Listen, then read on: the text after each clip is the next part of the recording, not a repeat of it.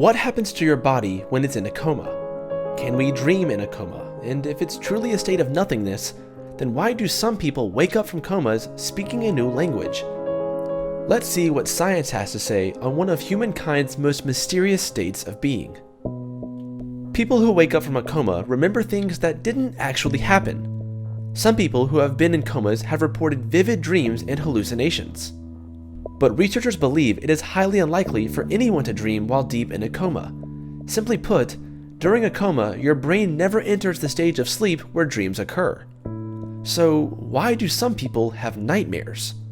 When you're in a coma, your brain is trying its best to make sense of what's around you, but it's malfunctioning, and these hallucinations or nightmares could be the brain's attempts to figure out and make sense of the outside world. The human brain has a system of neural pathways known as the reticular activating system, or RAS.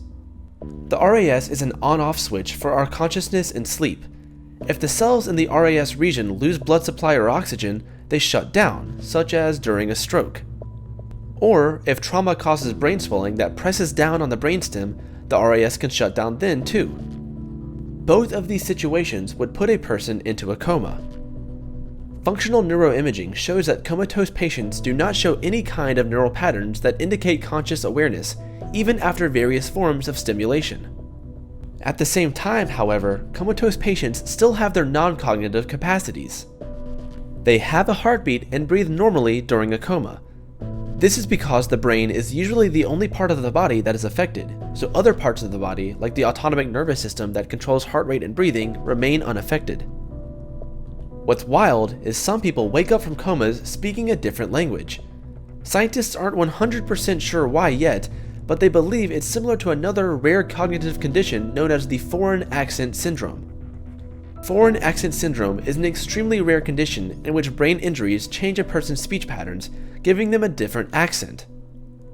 This occurs because the brain is readjusting and rewiring itself after suffering from a trauma. But researchers believe that people aren't speaking a new language. What they're actually speaking is a combination of what they've learned and what they've unconsciously picked up and stored away. There are different types of comas. A vegetative coma is where a person has been unresponsive for a long time and can last for years.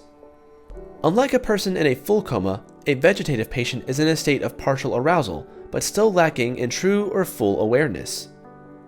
Other comas caused by a traumatic brain injury might only last a few days. And medically induced comas are comas that a person is intentionally placed under. This usually happens when doctors want to limit brain activity in order to allow the brain to heal. The longest recorded time for someone being in a coma is 42 years. This person, American Eduarda Obera, never recovered and died in her comatose state in 2012. But, in the UAE, a woman recently woke up after 27 years in a coma. While we may be able to intentionally induce comas, we clearly haven't figured out how to pull people out of comas that weren't medically induced. But the brain is an incredibly complex system. As we learn more about it, there is hope that we will one day be able to save patients from this long, unwelcome slumber.